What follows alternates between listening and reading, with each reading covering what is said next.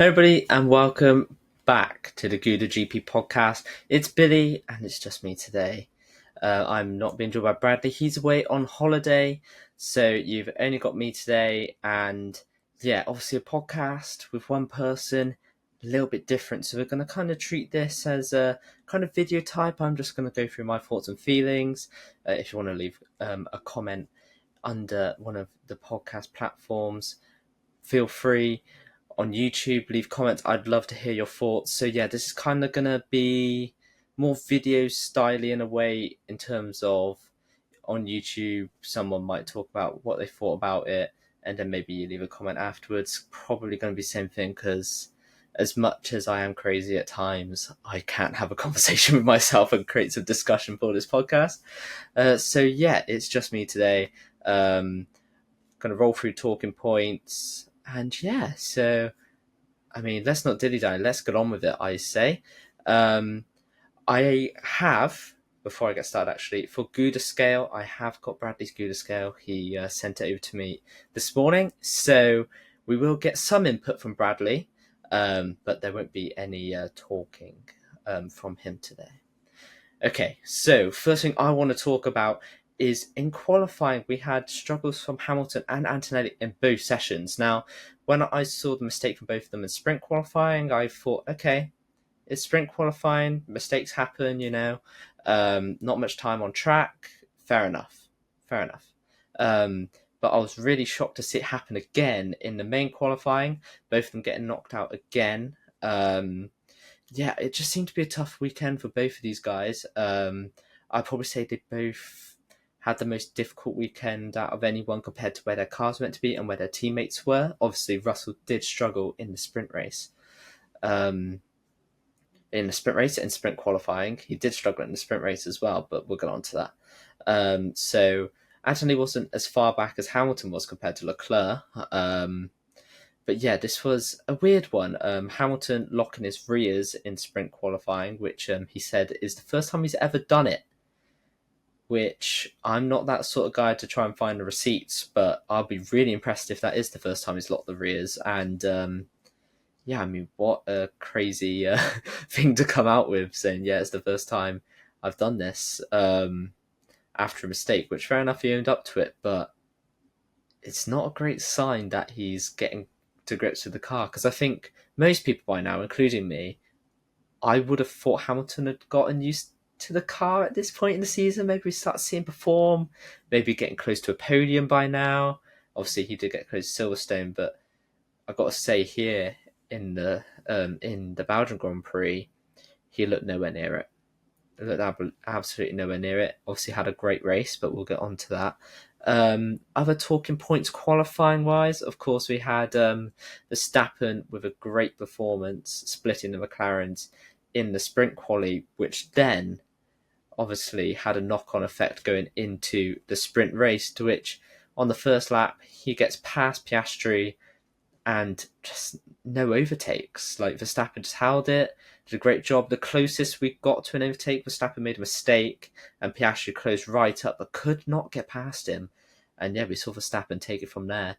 I mean, this was kind of the story of the weekend, right? Is that people really struggled to make overtakes, and yeah, I think this is just kind of what we've seen out of this year. It's really hard to follow.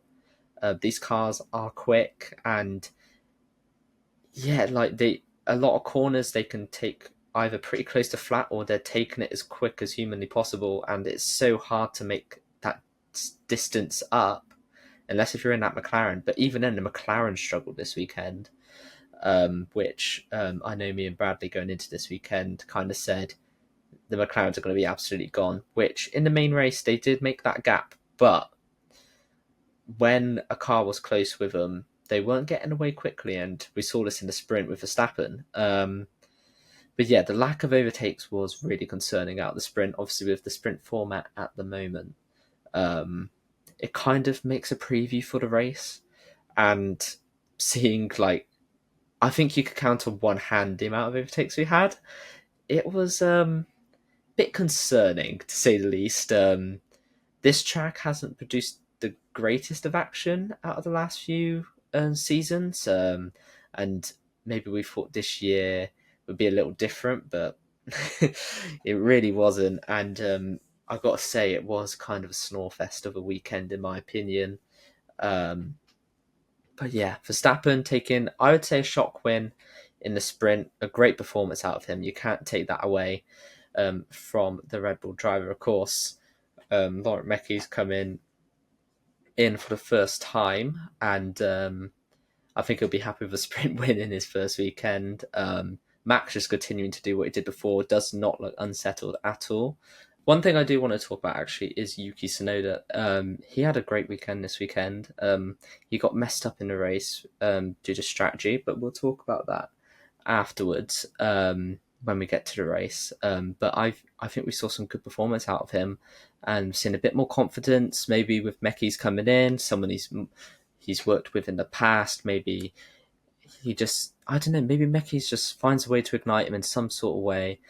He looked better. I mean, I'm not sat here going that Red Bull second seat is cured of the curse. Don't get me wrong, but we're seeing steps in the right direction for Yuki Tsunoda after this weekend. If he can carry it on going into Hungary, who knows what we're going to see after the summer break. I'm rooting for Yuki. I think this seat is going to be career defining for him, because if he doesn't keep the seat this year, where's he going to go? I think his stocks have plummeted. As much as we know as it's a car, it's really tough to sign someone who's finished at the back on the road in the last 3 GPs before Belgium. It's hard to market that guy to your board and go, we need to sign him. So we have seen the stocks plummeting for Yuki, but if he can get the ball rolling, I don't know, maybe we'll see a different Yuki Tsunoda after the summer break. We hope so, because we love Yuki. We'd love to see him in the sport. I did really enjoy, I don't know if you guys saw this, Oscar Piastri getting to meet Yuki. I enjoyed that bit of content. It's just little things like that I enjoy. Just enjoy little things like that. As long as it doesn't take over the race broadcast, I will talk about that as well. Let's get into the race. I know we're only 8 minutes in and we're already talking about the race, but I could waffle to you guys and try and make discussion, but I want you guys just to kind of have my thoughts and feelings. I won't keep you guys for long. It's just me today. So I'm just going to roll with the punches. I'll let you know what I think. I'm sorry if this is a really short podcast. I'm really trying my best to get this as long as possible, but I also don't want it to be waffle fest. You know what I'm saying? So yeah, let's head into the race. Obviously, possibly a main talking point, and maybe a lot of people say race defining, is the rain delay that we had, delaying us 30 minutes from the start. This was an interesting one because I felt like watching the safety car go round, seeing the tests that they were doing, and like seeing the amount of rain on the broadcast, I feel like it wasn't as bad as we've had previously. I feel like we've had races where the rain has been worse and they're out there going for it, you know? Obviously, we have had fatal incidents at Belgium in recent memory, probably the track that's taken the most fatalities on the F1 calendar in recent memory. So I get it. And in my opinion, I'm happy they did the rain delay in terms of safety. Obviously, we would have had a more interesting race.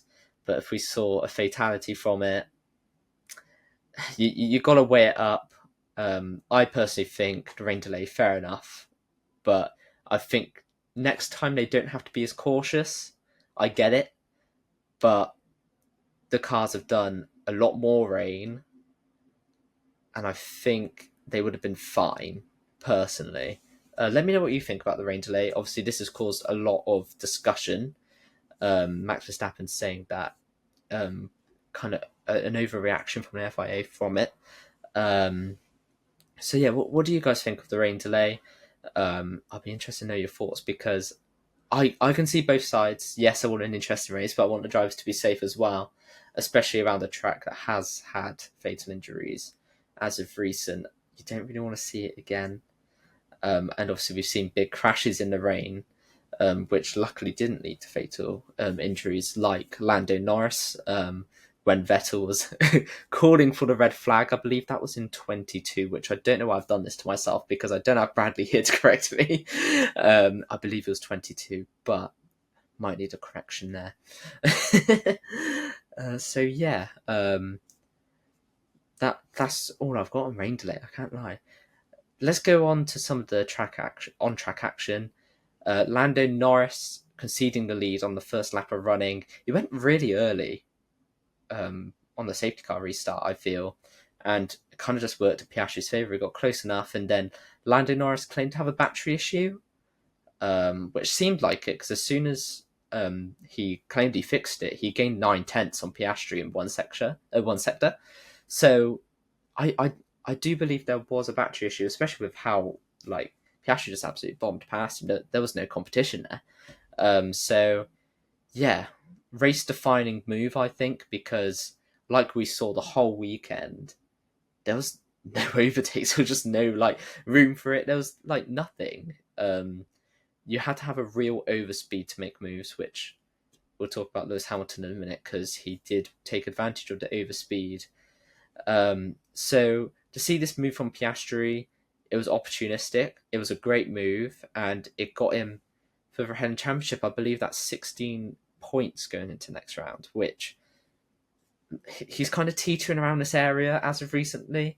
I feel like Lando could win next weekend, and then all of a sudden we're back down to like 9 points again.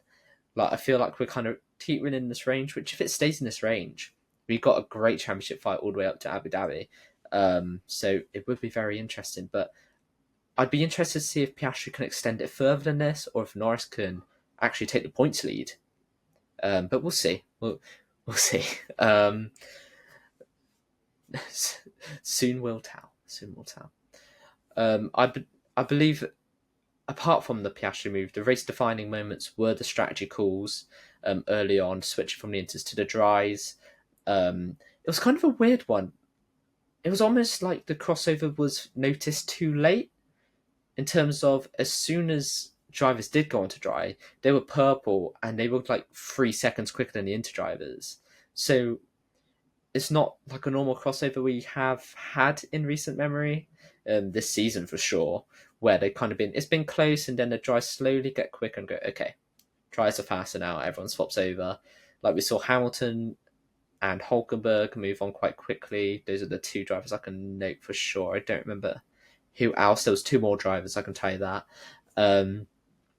That went on to dry tyres and they absolutely lit it up. And this was a great decision for Hulkenberg and Lewis as it catapulted them up the field. Obviously, Lewis had been making moves down the field, but it kind of plateaued and then into the pits and he comes out P7 and that's kind of where he stayed, really. So once again, just highlighting, we didn't really get many overtakes unless there was a major overspeed, which Lewis took advantage of being so far back. And it's what inevitably awarded him driver of the day because you look at the rest of the grid and it's kind of like, well, you kind of fished when you started or you had a massive drop off. So yeah, it was a great decision by Lewis. It was all experience. I'd imagine I don't know how much Ferrari had to say in it, but they went for it. It was a good strategy call by Ferrari. How many times have we said that this season? Not many. So yeah, fair enough to Lewis. Got for P7, so fair play. Just kind of a snore fest from there, guys. Really, like there wasn't really many notable moments. Obviously, Lando was tracking down Piastri at the end, but just too many mistakes across the race. Like you can give what ifs and be like, if he didn't make these mistakes, he might have passed Piastri, might have got close to Piastri. We don't know. I would have liked him to get a little closer. I feel like the commentary guys were absolutely hyping up this fight, but going into the last lap, it was still like 2.5 seconds, which is crazy to make up in a race distance, especially when that main passing point in Belgium is that first sector. It kind of felt like we were grasping for straws on hoping for a fight at the end because it'd been such a tame race. So yeah, I mean, Lando, I can name three notable mistakes, and they did cost him around 3 to 4 seconds, I'd say. So he would have got close. I mean, but who knows? Because as soon as you get in dirty air, it becomes harder, especially with these cars. Which once again, I feel like a broken record. We saw all weekend, no overtakes. Anyway. Yeah, so it was good to kind of see this dynamic between Lando and Piastri. Obviously, we kind of had a dynamic shift in terms of Piastri was starting to make mistakes. Obviously, he had the sloppy mistake in Austria. He got the penalty at the British Grand Prix, which I think was him just kind of trying to play too many games, sort of thing. So he was making mistakes, and Lando was capitalising. He looked good. He had consistency, and then we come back, and it's kind of like momentum has shifted back, where Piastri's kind of calmed himself down, very assured. He had a great weekend, and although Lando Norris made mistakes, he also had a great weekend. Like, he finished in the top three in every session.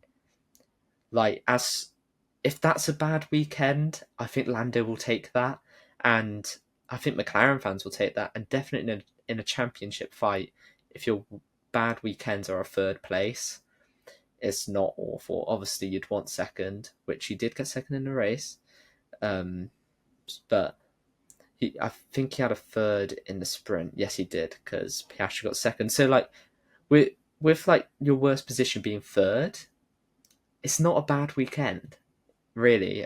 Let me know your thoughts on Lando's performance this weekend, because I feel like this is a big debate. Obviously, he made a lot of mistakes, and I mean, I was watching the highlight reel back that they put on YouTube, and it was at one point it was just watching Lando Norris mistake after Lando Norris mistake. Yeah, it was a bit of a crazy one. I do actually want to go back to quality, actually, quickly. Oscar Piastri 6/10 quicker than his teammate. Absolutely insane performance in the sprint qualifying.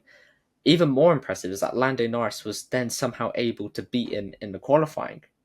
I mean, that is great mental strength from Lando to not be discouraged by the sprint quali, showcase what he can do, and he really clapped back in qualifying, obviously taking pole. So this dynamic is going to be a great title fight. I'm enjoying seeing this title fight because it's two completely different drivers, two completely different upbringings, and then also neither of them have won before. Like, when was the last time we've had a title fight and one of them hasn't won the championship? 2021, but know what Max has gone to do now. When was the last time we kind of had something like this, where two drivers, neither of them have won it? In like, I mean, I can't even name one because I started watching the sport properly in 2016. So, I mean, I can't even tell you the last time two drivers who haven't won a championship are in a two-horse race for it. But it's an interesting one because we're seeing different characteristics out of the two drivers, how they're responding to pressure. It's fun to watch. Let me know what you think of the title fight this year, because I know I've seen some opinions of people like, oh, the McLaren's too quick. If there was a competent driver in a car kind of closer, they'd have no chance, which, to be fair, with the mistakes we've seen out of Lando, maybe I agree. But I feel like Lando's kind of brought it back, and I can kind of sit here now and go, know what? Even though he's made mistakes, he's only 16 down, and we're halfway through the season. So you can talk about all these mistakes, but he's making the points back up somewhere. So, yeah, I mean, what I'm really interested to see how the rest of the season goes, and this is kind of the most exciting point of the champion of the season at the moment, is this championship, as it should be. I think it always should be the championship. That's the most interesting bit. But with the racing kind of being a bit follow the leader, we're kind of back to that situation with these regulations where people can't overtake, can't get too close because of dirty air, which is what these regulations were meant to fix. I'm glad we're going into a new regulation set next year, and I hope that it brings better racing and we can get a really cool championship, maybe with two teams. It could be quite cool. Like, get two teams back going again. Let's get something fun. But yeah, we'll see. Anyway, enough waffle. I feel like I've talked about the weekend as much as possible without repeating myself. I definitely repeated myself a couple of times. I can only apologise. So let's go into the Gouda scale now. If you haven't been in a Gouda GP podcast before, haven't listened to us before, our Gouda scale is our driver rankings. I just rattle through them.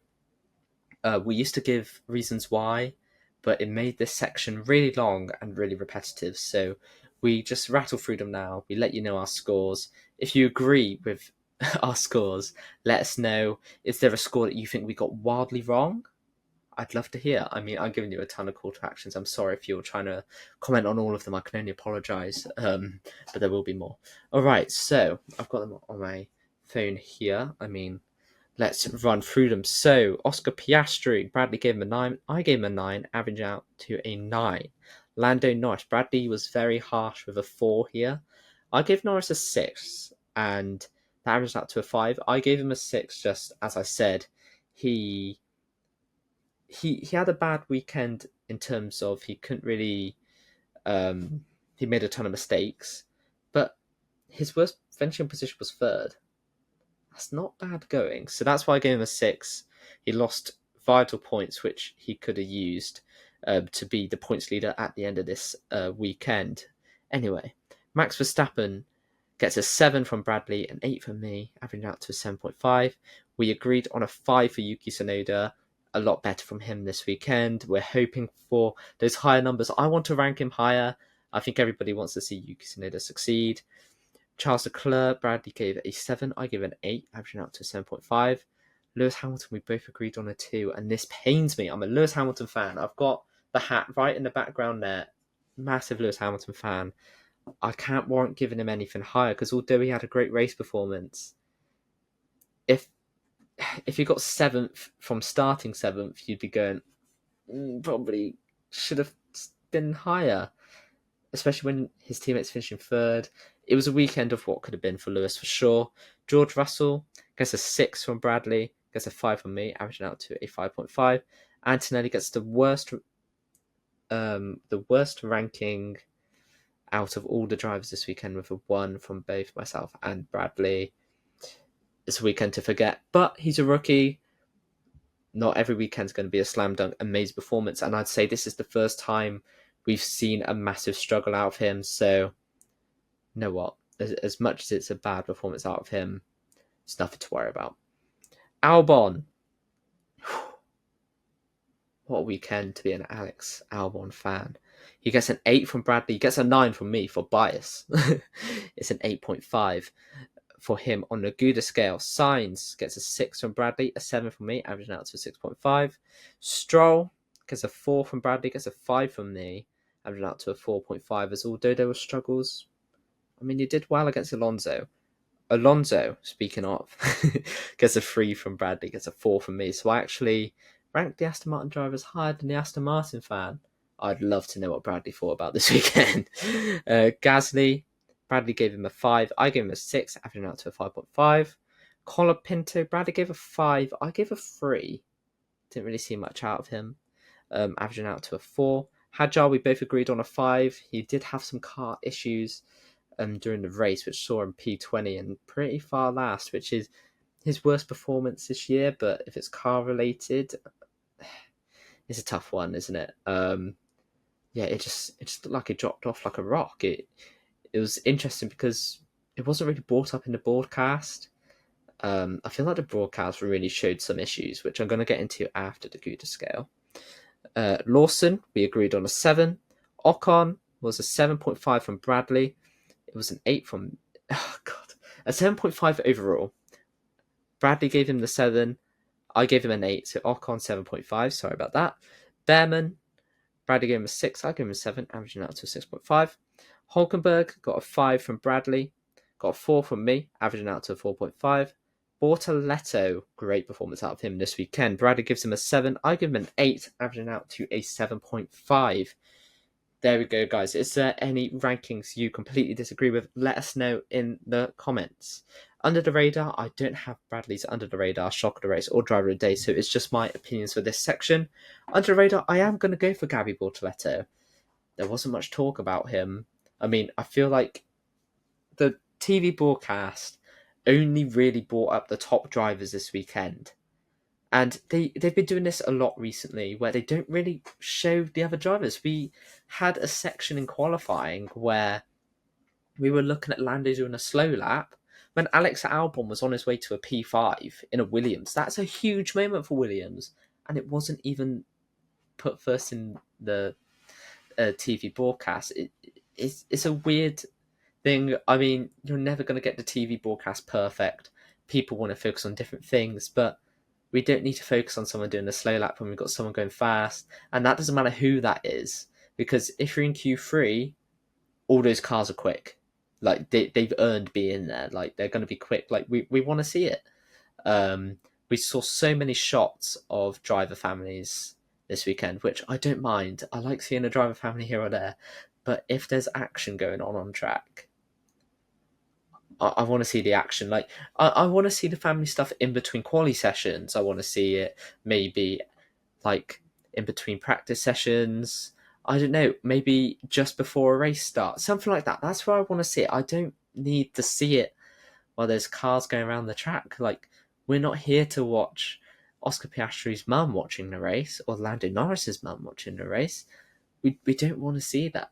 Like, as much as they're really lovely people and the sport is becoming more of a people focused sport, people invest in people, and I'm seeing it in F1 because a lot of fans you'll see these days love a driver for the way they are off track, maybe not their race performances. And I think that's just kind of the way it's gone with social media.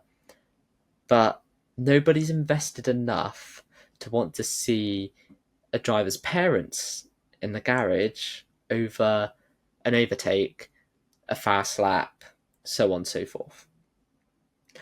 And I hope the TV broadcast kind of refrains from this in the future, because I want to see Albon's lap. I want to see how quick he was going. Got P5. Great job from him. And yeah, I mean, Bortoletto, going back to my original point, was not shown nearly enough because he had a great performance this weekend, scoring points for Kick Sauber. He looked very good. He outperformed Hulkenberg all weekend, and we know Hulkenberg's no slouch. I mean, we saw what he did at Silverstone. So, I mean, he deserved more TV time. I want to see more content of him. I mean, he's an F2 champion in his rookie year. He's come into F1. He had the slowest car at the start, but now starting to see that car going to midfield, which is a very interesting dynamic. And I want to see this guy. Like, I would have put this guy as top rookie if he had like a very decent car. I would have put him as top rookie. I think he beats every rookie this season if they're in an equal car, because he is so talented and I want to see him drive. But I digress. My shock of the race is how scale-electric the circuit was. Obviously, we've seen this track have boring races, but no overtakes. I mean, I've literally hammered this into the podcast the whole way through about how there was no overtakes, and it was a snore fest over the weekend. But it was the shock of the weekend for me because there was literally nothing else shocking about it, apart from maybe you could talk about Verstappen beating the McLarens, but that's just Verstappen things to do, really, isn't it? And I don't know. I just expected a bit more out of this weekend. It's a sprint weekend. Like, we want drama. We want a bit more, but we just got absolutely nothing. My driver of the day, moving on to that, is Lewis Hamilton, which is a really weird dynamic because he was the second lowest ranking on the Gouda scale. But when you look at a race, his performance from P17, I believe it was, to P7, no one else made movement like that, and it just solidified that he gets driver of the day because no one else was close to that kind of pass range, and everyone else was kind of just stuck in a train. So yeah, Lewis Hamilton with possibly the lowest graded driver of the day of the season. I don't think anybody's going to beat 2 points on the Gouda scale and be driver of the day, but we'll see. We'll see. With that, I believe that is everything. Obviously, a bit of a shorter podcast. 30 minutes. I'm quite proud of myself that I was able to waffle on for that long. I hope you guys enjoyed this podcast. I'm sorry that it was just me. We'll try and avoid this in the future. Obviously, we've got one more podcast to go with the Hungary predictions. But after that, Bradley is back. So yeah, I mean, tune in. Please tune in for the predictions, because Bradley has given me his, but it will just be me talking. I'll be running through them. But before I leave, and we have forgotten this so many times in the last few weeks, I need to make sure to bring it up. The Predictions Championship. It's the reason most of us are still here. It's the reason I'm here. It's a bit closer now. Going into this weekend, I had a 40 points. I had 40 points. I had 40 points going into this weekend. Bradley had 37 coming out of this weekend. I am still in the lead with 44 points, so I gained 4 points. Now, my 4 points, let me just grab my note section to make sure I get this right. My 4 points was Piastri winning the race and Norris in second place. McLaren best constructor for my 3rd point, and sprint pole being Oscar Piastri. I really backed him this weekend and he gets me 4 points. I'm very happy with that. Now Bradley gets 5 points, so he's gone from 37 to 42, meaning there's a 2-point gap in the predictions championship. It's pretty close. We could not script it more if we tried. Bradley got his points from Norris in 3rd place in the sprint. What a shout. What a shout. Pole position for the main qualifying being Lando Norris. He got 2 more points from Piastri win and Norris second. So a great prediction in the main race section of the weekend. He did a great job. And best constructor being McLaren. I feel like it's kind of a given unless they crash into each other. That's literally the only time they haven't been best constructor this year. And it gives both myself and Bradley points. So there's 2 points in it.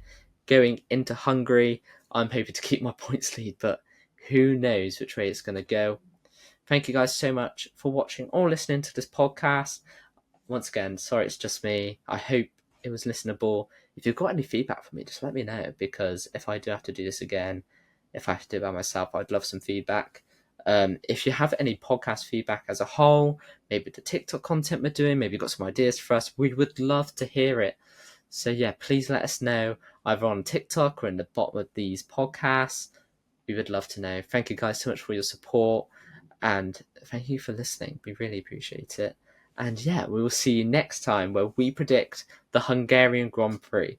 Have a good day, and I'll see you next time.